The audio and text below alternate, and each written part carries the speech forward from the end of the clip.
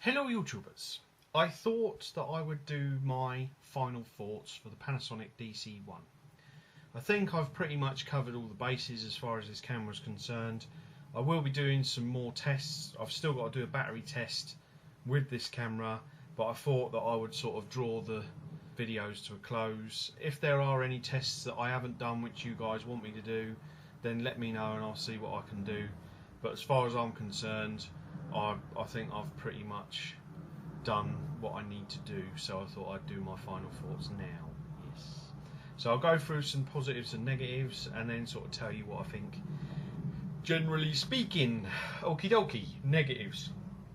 No live feed record, which means you can't hook it up to your TV and use your TV as a monitor, but then to be honest with you, because it's got the flip out screen, I don't think you'd need to do that anyway. The lens cap, it's okay, but I would have preferred it if it had been fixed to, you know, on the actual camera itself instead of being loose on the side. It also means that you've either got to choose between the lens cap or the lanyard strap, which is a bit annoying because the hole that you hook it into isn't big enough for both. No HDMI lead, but then that doesn't bother me because I don't use it anyway. But for you guys that would use it, there is a socket for an HDMI lead, but you have to pay for it as an extra. No WVGA. The reason I like WVGA is because you get the same kind of widescreen effect with less file size. Because of my temperamental internet connection, the file sizes, I need to keep them as small as possible. Also, having the WVGA cuts down on the rendering time, so that's why I prefer to have it. Now lastly, the flash, you can only use it in the stills, you can't use it in the video.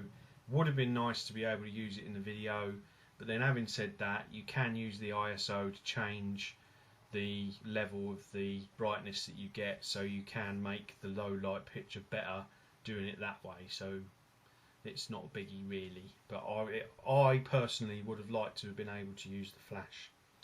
So that's the negatives. Now for the positives. 1080p 60i, I put that in because some of you might like it. Personally, I can't really see much difference between the 60i and the 30 frames as far as the 1080p is concerned. The only difference I could see is that when you render both, the 60i has an interlacing problem which you need to fix within your software, which is a little bit annoying. But some people might like the 60i, so there you go. The fact that you've got a sort of dual camera thing going on with this camera is really good. The stills part of this camera is really good, and I like that about this. Normally you just get stuck with 5 megapixels and you don't really get a lot of options as far as the stills is concerned, but with this you do, which I think is really good. Also the ISO and the white balance, being able to change that I think is great. Being able to make the low light pictures better quality, I think is really good. The zoom and the macro I think is outstanding. The fact that when you zoom full out and you still keep the good quality I think is good. Plus having the macro, being able to put it right up against your subject and still have a clear, crisp picture I think is really great as well. You get more in your picture with this camera throughout all of the resolutions, same kind of size, which I think is great. Some cameras, their 1080p is smaller, but with this it's the same size, so I think that is groovy. Also you can record off the mains, which I am doing now. When the battery runs out, you just stick the mains in and you can record, which I think is great. As far as battery life is concerned, I haven't really done that test yet.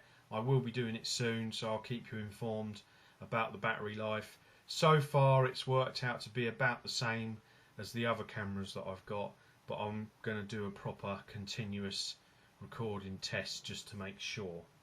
As far as prices are concerned, I have found it in the UK on Amazon and eBay and stuff like that, but I know that some of you guys are having trouble in the States trying to find one. What I would suggest is, if you can't find it anywhere, then try contacting Panasonic and ask them if there are any places in your area where you can buy it.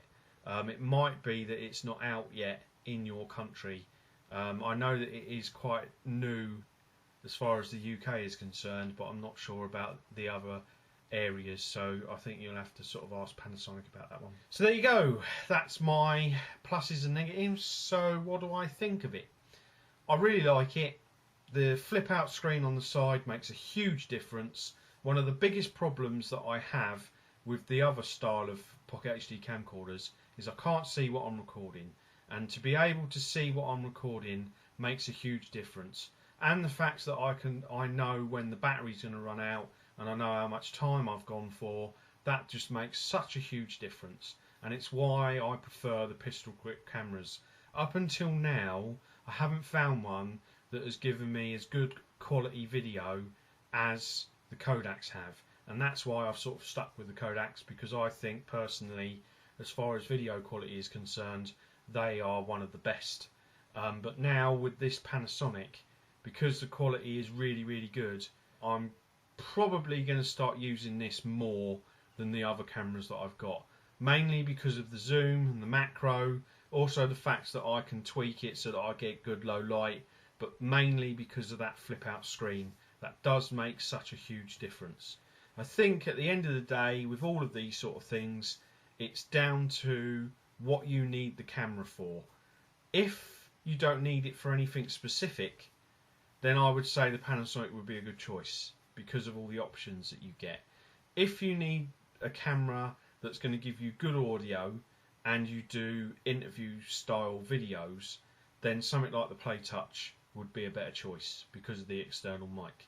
If you're a sports nut and you do a lot of skateboarding, snowboarding, water sports or what have you, and you need a tougher camera that's waterproof, then the PlaySport ZX3 or ZX5 would be a better choice for you because it's more rugged and it's waterproof. If you need something that you're going to be doing your video blogs with, YouTube videos with, tutorials, reviews, and you need zoom and macro, then the Panasonic DC1 would be a good choice for you. So it all depends on what you're going to do with your videos and what kind of criteria you need for your camera. So I think, generally speaking, for a general all-round camera, I think this one sort of fits the bill.